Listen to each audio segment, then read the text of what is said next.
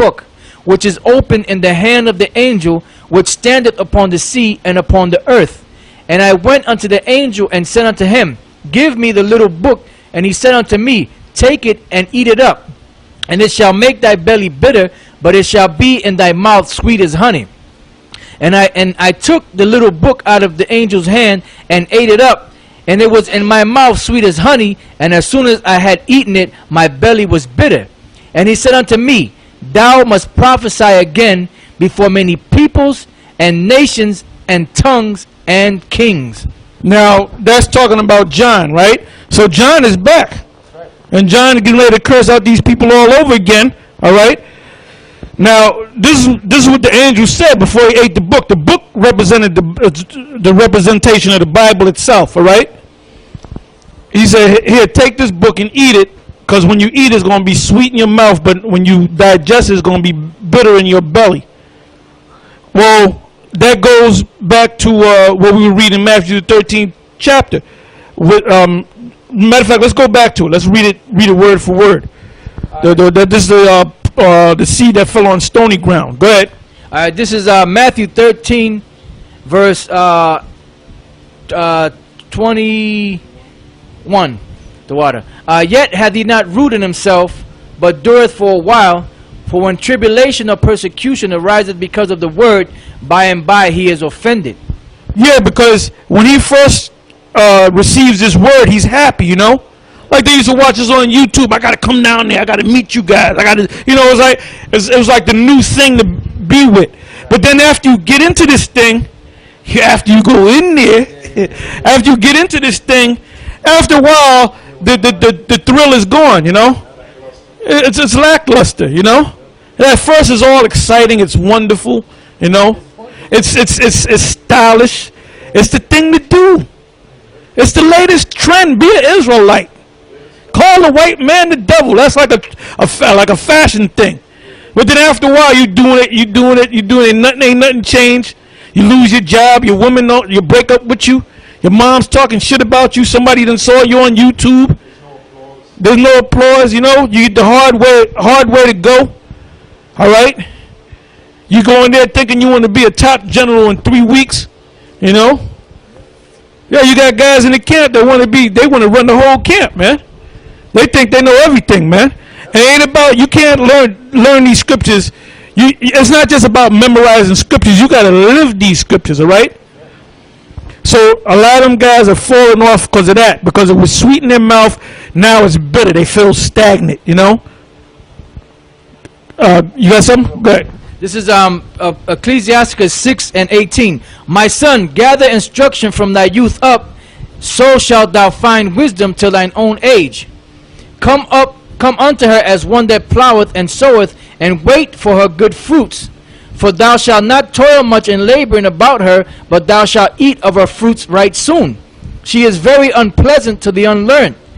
That's wisdom. That's this word, this knowledge. It's unpleasant. It's like eating vegetables, man. Vegetables are good for you, but it's hard to eat. Go ahead. It says, she is very unpleasant to the unlearned.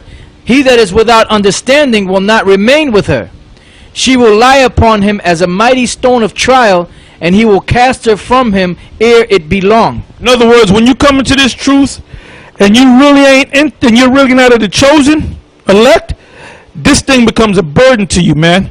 Oh, it's Saturday again. I got to go out there again. Oh, it's getting hot. It's going to be 97 degrees today. We going out today? It's going to be raining, man. It's too damn cold, man. I'm tired of this shit. That's a lot of attitude. You brothers be taking that attitude. There's brothers out there that take that attitude, man. You ain't supposed to take that attitude. Go ahead. For wisdom is according to her name, and she is not manifest unto many. Give ear, my son, receive my advice, and refuse not my counsel. And put thy feet into her fetters, and thy neck into her chain. That's why Paul referred to himself as the prisoner of to the Lord, or as a prisoner of Yahweh Shai. Because you're like a slave to this thing, man. Go ahead.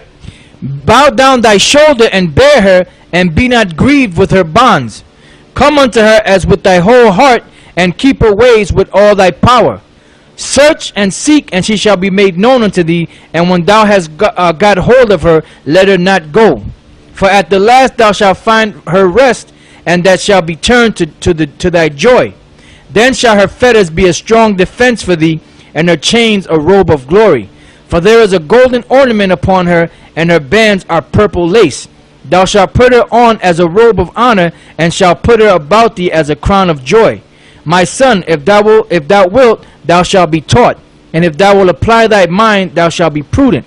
If thou love to hear, thou shalt receive understanding, and if thou bow down thine ear, thou shalt be wise. Stand in the multitude of the elders, and cleave unto him that is wise. Be willing to hear every godly discourse, and let not the parables of understanding escape thee. And if thou seest a man of understanding, get thee betimes unto him, and let thy foot wear the steps of his door. Let thy mind be upon the ordinances of the Lord, and meditate continually in his commandments. He shall establish thine heart, and give thee wisdom at thine own desire. Yeah, so that said a whole lot, man. And that pretty much, we didn't have to really break it down because it's self-explanatory. All right, now let's go back to the parable in Matthew, the 13th chapter. Matthew 13 and 22. He also that received seed among the thorns is he that heareth the word, and the care of this world and the deceitfulness of riches choke the word, and he becometh unfruitful. Right, you know what? That's talking about you in this word, and then your woman, you know, she's with you on that. She'll call you Lord. Okay, my Lord. You know, that playing that game, you know?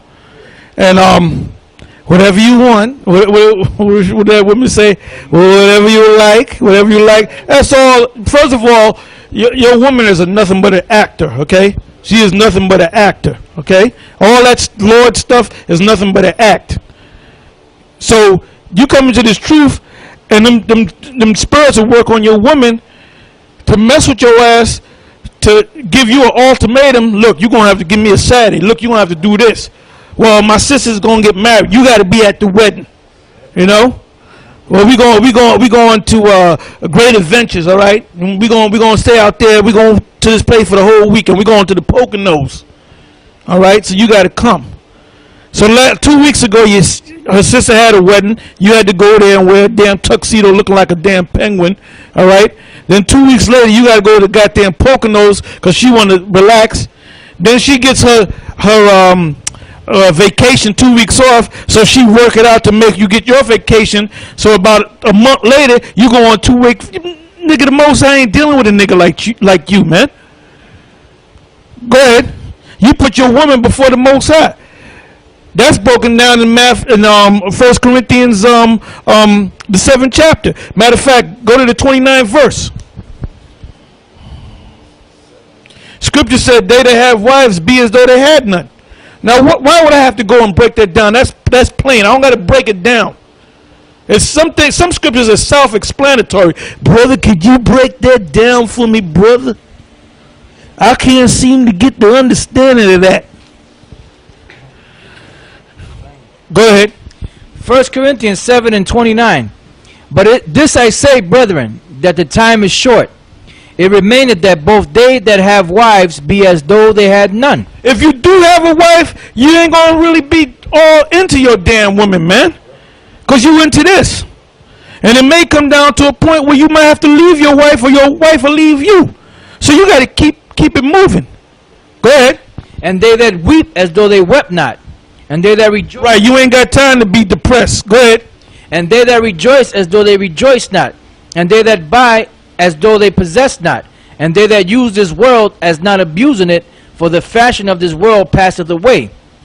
But I would have you without carefulness. He that is unmarried careth for the things that belong to the Lord, how he may please the Lord.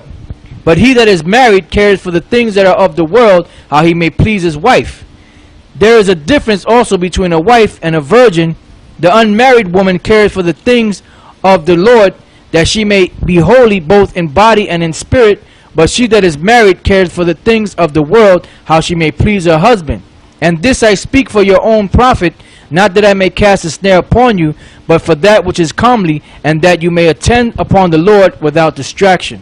And that you may attend upon the Lord without the what? Distraction. All right? Oh, I got my sister getting married. Then my other sister, a month later, you know, she want to get married too. So you got to come to that. So get that. You got to rent